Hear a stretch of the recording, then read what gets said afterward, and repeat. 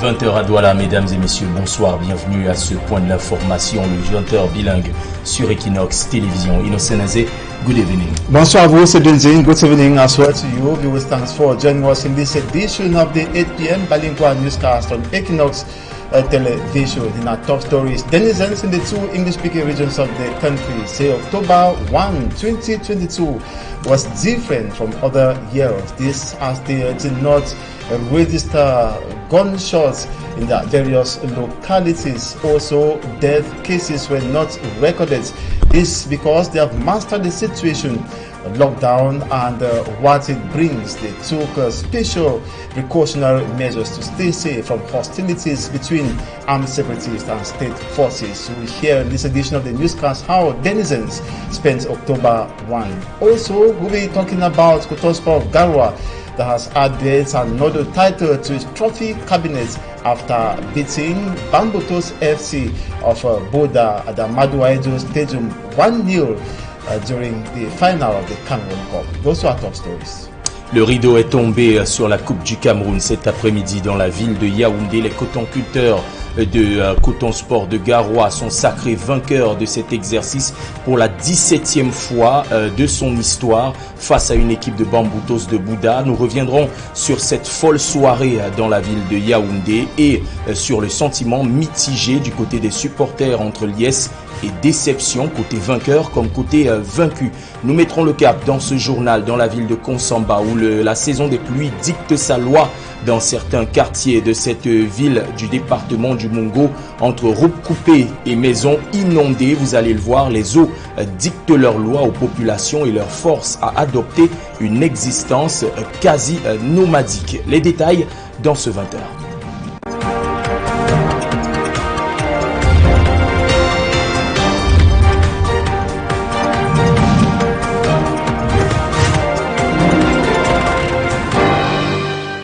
Bonsoir une fois de plus et merci d'honorer ce point de l'information bilingue sur Équinoxe Télévision.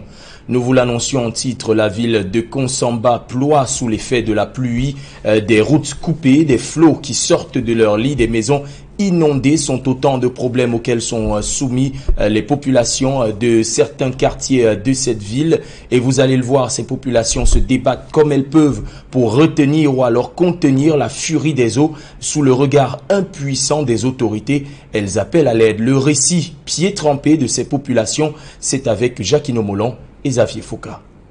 Cette année encore, comme les années antérieures, la saison des pluies est une période de cauchemar pour plusieurs habitants de certains quartiers de Nkonsamba, dans le département du Mungo. Sur ces images, amateurs pour la plupart, la moindre pluie crée des torrents qui inondent comme ici des domiciles entiers ou des routes, emportant même à leur passage le pont de fortune qui permet de rallier plusieurs coins de la ville. C'est ce pont qui relie le quartier Saint-Mosquée à quartier Saint-Stade, Barisoutou. Bon, vous voyez, vous-même vous voyez le pont dans l'eau. Et les habitants du quartier ne parviennent plus à traverser l'eau. Et l'école est de l'autre côté. Il y a des enfants ici là qui fréquentent à l'école publique qui est de l'autre côté à Cité Verte. Que ce soit le quartier 5, Mosquée et Stade, quartier 8 ou Barisoutou, la réalité est la même pour ces habitants qui à chaque pluie tombée se contentent de s'affairer pour limiter les dégâts, bien plus faire le décompte des pertes enregistrées. L'eau a porté mon lit, je vais aller où? Je fais comment? Ça a déjà emporté tous les chaises, les habits. Même les enfants, on a laissé les enfants que chez la voisine. Vous pouvez regarder, le niveau a juste baissé. Ça a juste baissé. Quand vous regardez, le niveau a baissé. Et là-bas, derrière, il y a un grand torrent. Si quelqu'un tombe là, ça peut emporter une voiture. Deux problèmes majeurs sont à l'origine de cette situation vécue par ces habitants. D'une part, les travaux du pont et autres infrastructures routières mal exécutées ou inachevées. On travaille encore. Chaque jour, l'inondation. Je ne sais pas où je vais dormir. Tu vois, je suis venu devant chez le maire pour me consoler là-bas. Pourtant, mon chéri, l'eau est entrée. D'autre part, l'autre problème n'est pas des moindres. C'est celui de l'incivisme des populations. Celles-ci déversent les ordures ménagères dans les cours d'eau ou construisent sur les drains et les abords des lits de ces cours d'eau. Conséquence, les inondations prennent en otage la ville. Et pour en finir, que chaque parti prenne ses responsabilités. Il aurait dû être un havre de paix et un lieu de refuge pour ces pensionnaires, mais aujourd'hui, la léproserie de la localité de Koutaba dans le département du Doun a plutôt des allures d'hôpital fantôme où les patients déambulent comme des âmes en peine, mais au milieu de tout cela, des médecins et professionnels de la santé tentent tant bien que mal de redresser la barre. Le récit de leur quotidien, c'est avec Mama Soufon, Josiane Gok et Jean-Paul Boyo. Le centre de santé de la léproserie de Koutaba agonise dans un état de délabrement avancé. Vétuste et totalement obsolète, ces bâtiments en ruine datent de près de 100 ans. Logés dans des chambres de soins indignes, aux toits dévastés, les malades atteints de la lèpre dans le département du Noun sont abandonnés à leur détresse. Ici, depuis quelques années, j'ai constaté que la lèpre, c'est une maladie que les gens considéraient comme une fatalité, sans savoir que la lèpre, c'est une maladie comme tous les autres. Les personnes souffrant de la lèpre ne doivent pas être rejetées à eux-mêmes. Et ils sont confrontés à beaucoup de problèmes, des problèmes de nutrition, des problèmes de suivi des soins. Actuellement, cette unité spéciale de traitement accueille une cinquantaine de malades depuis le début d'année 2022. Conséquence directe, plusieurs malades sont sans soins et croupissent dans l'indigence. Des sommes d'argent qu'on peut me faire soigner. Parce qu'on ne fait pas le traitement maintenant gratuit. Si tu tombes malade, il faut que de l'argent avant qu'on te soigne. S'il y a une petite somme, comme mes yeux me fait mal comme ça, on pouvait m'aider un peu, somme que même moi je peux conduire, c'est seulement ma santé, les yeux. J'essaie qu'on m'aide. Merci. Construit bien avant l'indépendance, le centre de santé intégré de la léproserie de Koutaba nécessite à ce jour une cure de réhabilitation urgente pour le plus grand bien de ses malades. À Kouarim, les zones d'éducation prioritaires au Cameroun, la question se pose avec acuité dans la région du Soleil levant, la région de l'Est, qui totalise un taux de sous-scolarisation relativement élevé entre déperdition scolaire et manque d'enseignants pour assurer les enseignements. Justement, comment renverser la vapeur? C'est la question que se pose avec acuité des enseignants-chercheurs qui se sont réunis pour envoyer un plaidoyer aux décideurs. Le reportage d'Emmanuel Job et Marcel Ngansop. Classée parmi les zones d'éducation prioritaire, la région de l'Est peine encore à sortir la tête de l'eau. La sous-scolarisation, la déperdition scolaire et le manque d'enseignants continuent de dicter leurs lois. Vous n'êtes pas sans ignorer que la population de l'Est est quand même enclavée et pauvre. Les conditions de vie sont extrêmement difficiles. Et puis aussi, les accompagnements ne suivent pas toujours. Prenez par exemple un jeune enseignant qui sort de l'école normale, qui doit faire 10 ans avant d'avoir le salaire, et vous l'envoyez par exemple en Goïla ou je ne sais où. Mais monsieur, soyons humains, vous croyez qu'il ira ? Il partira peut-être dès qu'on l'a affecté. Des données collectées auprès du ministère de l'Éducation de base révèlent que dans la région de l'Est, le taux d'achèvement scolaire est d'environ 66%, dont 62% chez les filles et 69% chez les garçons. Dans les zones reculées, c'est à peine si l'école intéresse les jeunes qui passent l'essentiel de leur journée dans les trous à la recherche de l'or. Que ce soit en Goura, Batori, Kété ou Bétaré Oya, la situation est suffisamment alarmante. Les chantiers d'or, les chantiers miniers abrutissent la jeunesse car tous courent à la recherche de l'argent très tôt, ne trouvant plus aucun intérêt à l'éducation. On retrouve les enfants dès le bas âge et ils grandissent dans cette culture-là. Ici réunis, des chercheurs et enseignants originaires de la région du Soleil levant posent un diagnostic sans complaisance, des mots qui minent le secteur de l'éducation et esquissent quelques solutions. L'objectif est de sortir le Levant de ce ghetto de sous-scolarisation. Il s'agit donc de se réunir en tant qu'universitaire, d'encourager la recherche. Il est certes bien beau pour dire que les jeunes de l'Est, ils sont dans une ruée vers les matières premières, vers l'or pour creuser, mais aussi il faut trouver des alternatives à ces jeunes. L'ouverture de l'université de Bertois est un grand encouragement pour les parents. En envoyant les enseignants, il faut aussi des mesures d'accompagnement pour que ces enfants puissent rester où on les a envoyés. En dehors de l'Est, 3 autres régions bénéficient du statut de zone d'éducation prioritaire, notamment la Damawa, le nord et l'extrême nord. Depuis plusieurs années, ces régions occupent systématiquement les dernières places aux examens officiels, si on s'en tient au classement publié par les structures compétentes, et notamment l'Office du baccalauréat du Cameroun. C'est dit que malgré les efforts déployés par le gouvernement et les partenaires au développement, beaucoup reste à faire pour sortir ces régions de leur statut peu enviable.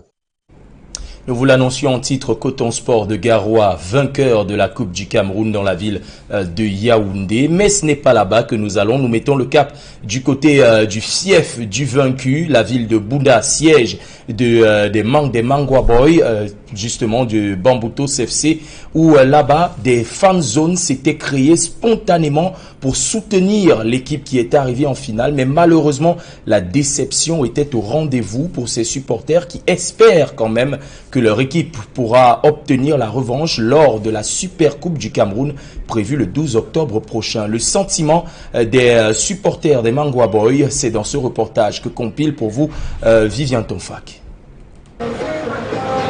Dans une ambiance de fête, les habitants de la ville de Bouda se sont mobilisés dans les débits de boissons et autres points ménagés spécialement pour vivre la finale de la Coupe du Cameroun entre le club Bamboutos FC et Coton Sport de Garoua.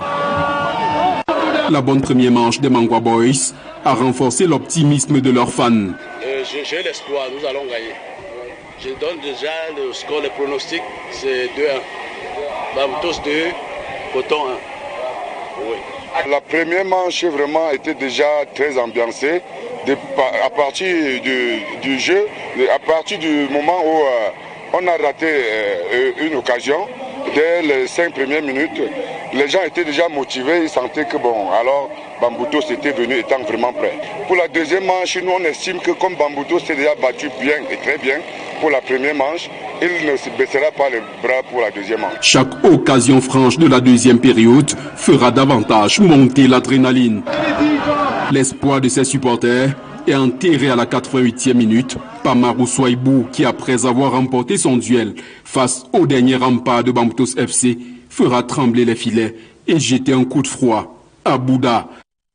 Une nouvelle défaite en finale de la Coupe du Cameroun, très mal digérée par le préfet du département des Bamboutos et les autres habitants de cette localité. Pendant ce temps, les pronostics se poursuivent au niveau du podium central. Que ce soit un lot de consolation pour Bamboutos. Ça, c'est mon souhait. Toujours, on gagne toujours. Aujourd'hui même, on a gagné. C'est juste que la dernière minute, c'est arrivé. Mais on a 7. On a juste, je ne sais pas. Mais j'ai confiance. L'équipe là, c'est debout. On va lancer plus fort. Certains fans des Mangwa Boys encouragent leurs joueurs à tout faire pour prendre leur revanche le 12 octobre prochain lors de la Super Coupe du Cameroun. Avec Bamboutos, on ne lâche pas les armes. On supporte du début jusqu'à la fin. C'est le fils unique, on doit le choisir, on doit l'accompagner. Et on sera à Bafoussam le 12 pour remporter la Super Coupe et ce sera notre combat de revanche. Coton Sport va lire comme les Camerounais. En plus de 60 ans d'existence, le palmarès de Bamboutos FC reste donc vierge sur le plan national. La Super Coupe du Cameroun est donc l'ultime chance pour un titre cette saison.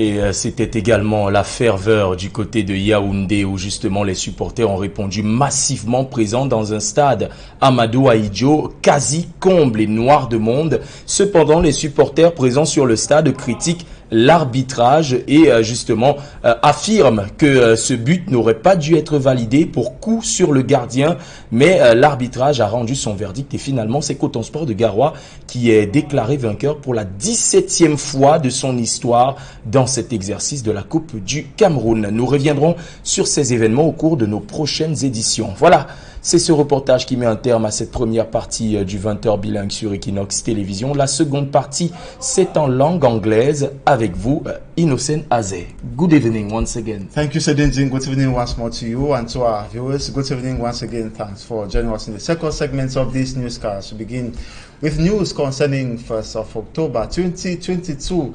In the two English-speaking regions of the country, denizens say that they could hardly hear gunshots in the various neighborhoods, though Some gunshots were heard. They, however, said that the situation was not as compared to the previous years because they've mastered the situation in order to avoid hostilities between armed, non-state armed groups and also state forces. They had to take precautionary measures. But in this report coming on for me, Armstrong Sandra looks at how October 1 was observed in the two English-speaking regions of the country. Streets of villages, towns and cities of the Anglophone regions of Cameroon remained deserted throughout October the 1st, 2022, exemplified here with Buea, headquarters of the Southwest region. Away from street, market and economic activities were simply paralyzed, with people staying indoors for fear of uncertainties. 1st October, marking the independence by integration of the former British Southern Cameroon, has remained tensed since the escalation of the Anglophone crisis in 2016, now armed conflict. Before this day, local administrators and elected officials have been multiplying strategies in their respective areas for the return of normalcy, while administrative officials issued bans on public gatherings. Elected officials have been talking to their people. A bit of light where they can get hope, and that hope will not stop them from even taking the risk.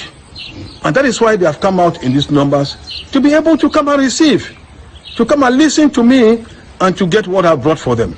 Talking to his constituents of Dikome Balowe and Ekondo Titi constituency, Honorable Njume Peter Ambang says the youth need better and practical options.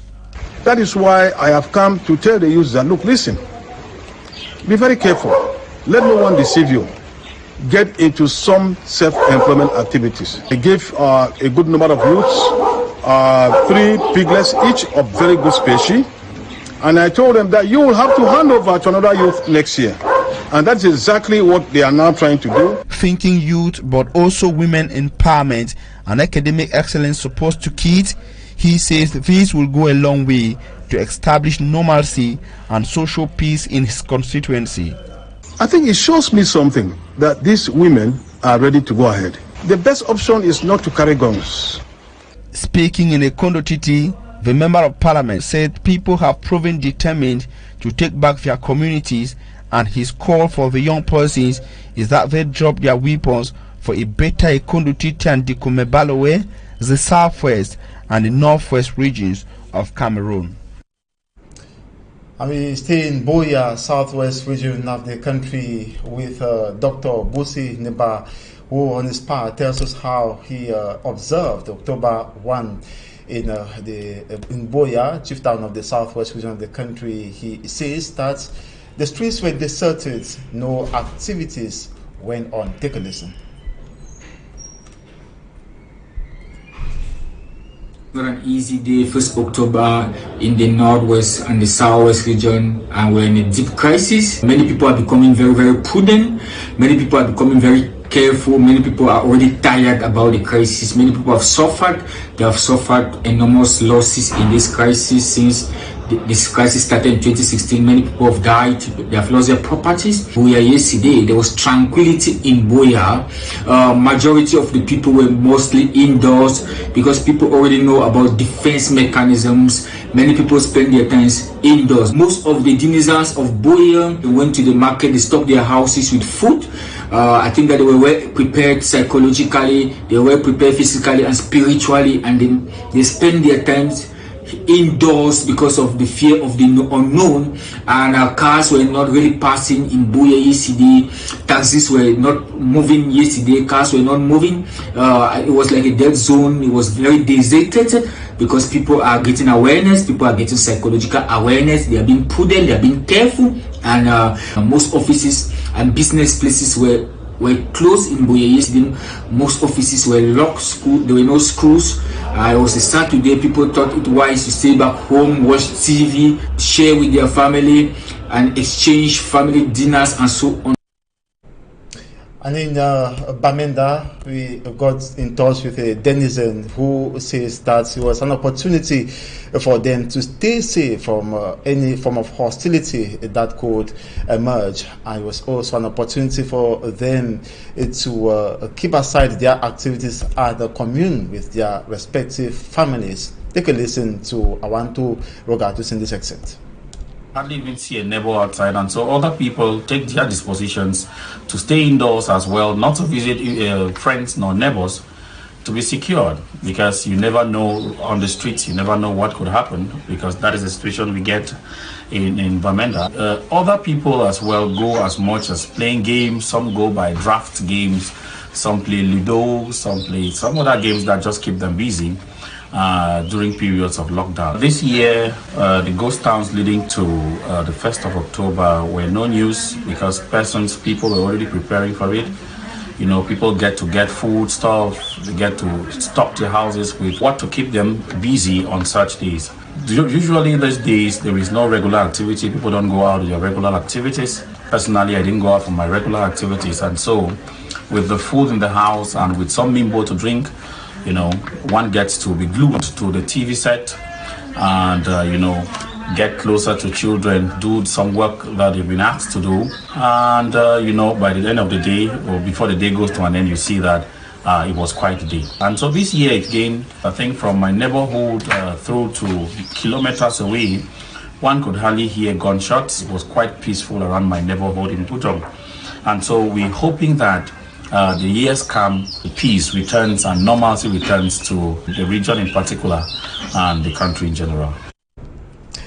We stay in Bamenda in the northwest region of Cameroon to say that some 21 elements or soldiers of the 51st Engineering Regiment have been promoted to higher ranks during the installation or promotion ceremony chaired by the commander of the 51st Engineering Regiment.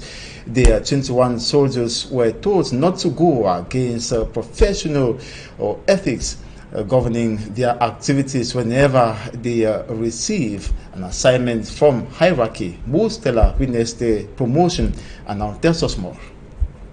It was a strictly military-style ceremony at the command post of the 51st Engineering Regiment. The soldiers, 21 in number, all saw their new ranks placed on their shoulders, an art typical of a ceremony as such. These soldiers are heroes today, recognized by the state after demonstrating personal bravery in the face of great danger as they defended their fatherland against threats by separatist actions. Presiding at the ceremony in Bamenda, the commander of the 51st Engineering Regiment, Colonel Techa Felix, also used the ceremony to salute the bravery of the 21 promoted soldiers. This is kind of reward of the good job they have been doing on the ground in the frame of the operation. We're in charge of mine clearance, road mobility facilities. I'll take the advantage of the occasion to congratulate them and urge them to keep up. Though these ones are celebrated, there are many others who will never wear new ranks because they now lie 6 feet below the ground. However, the new ranks are a moral booster in their campaign. These 21 soldiers moved from the grade of private soldier to lance corporal and are expected to continue to contribute towards defending the territorial boundaries of Cameroon.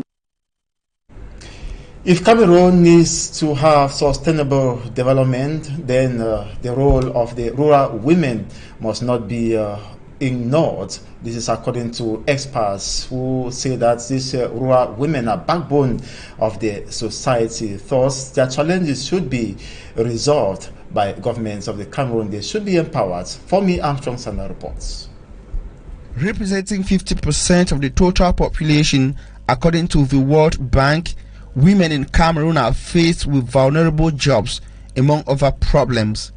These represent 80.82% of their total jobs, as opposed to 62.89% among men.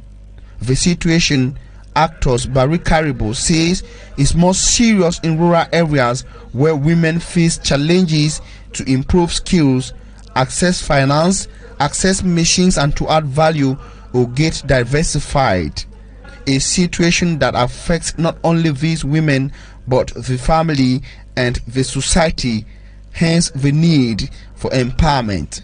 Empowering women is a very important activity that we carry out in Barikaribu. We know that when women are empowered, the communities will develop, children will be protected.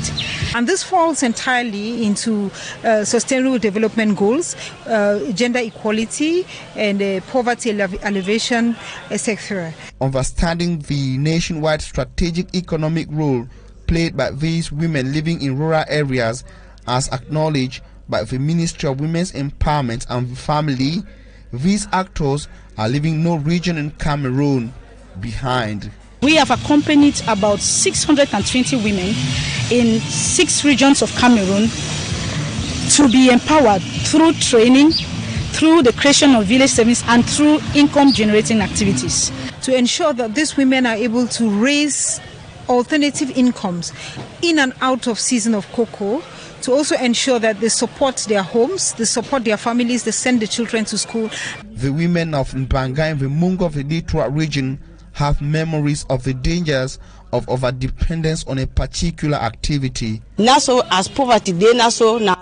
we used to only depend on our cocoa activity, and now we have learned to diversify and do other things while waiting for the cocoa season. We now do starch, gari, and others, which in turn helps to send our children to school and also keep our families.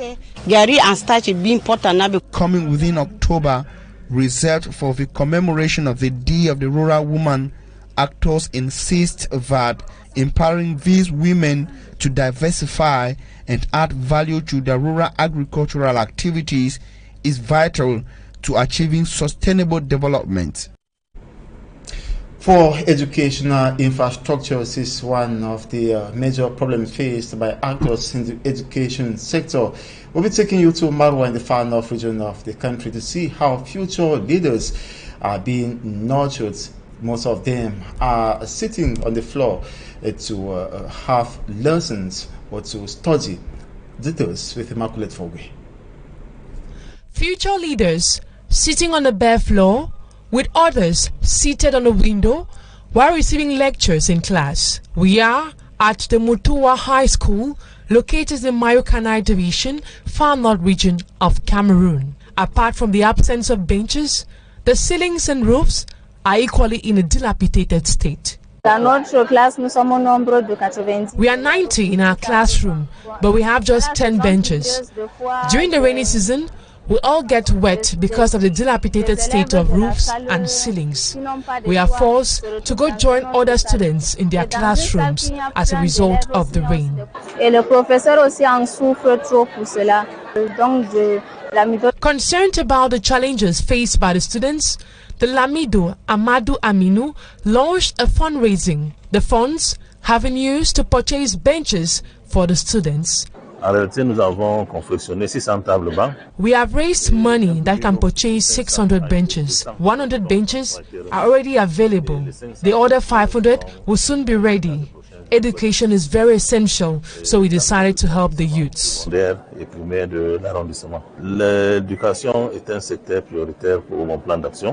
Well, as you said, we are here in Mutua. Let me tell you the truth.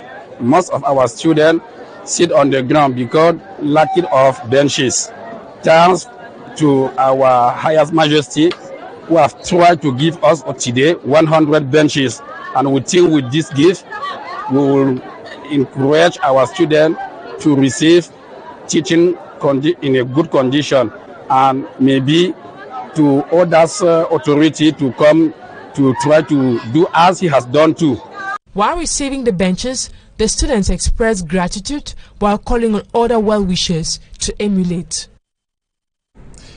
Cotton Sports of Garwa has emerged for the 17th time winner of the Cameroon Cup this Sunday afternoon. The triumph of Bambuto's Football Club of Buda with a 1-0 victory to clinch the championship title to add to their trophy cabinets. The lone and decisive goal was scored at the last minutes of a regular playtime, a heartbreaker for the Mangwa boys of the West region, who have never won the Cameroon Cup.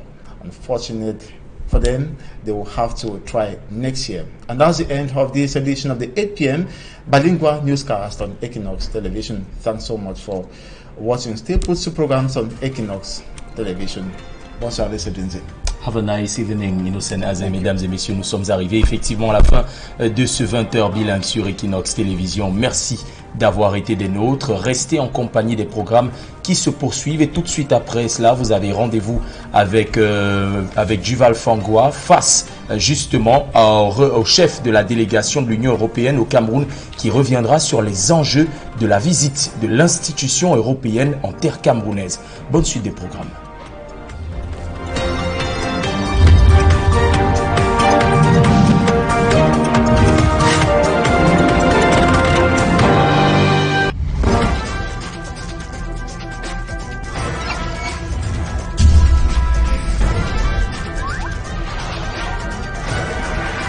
Équinoxe Télévision, au-delà de l'image, nous rendons compte.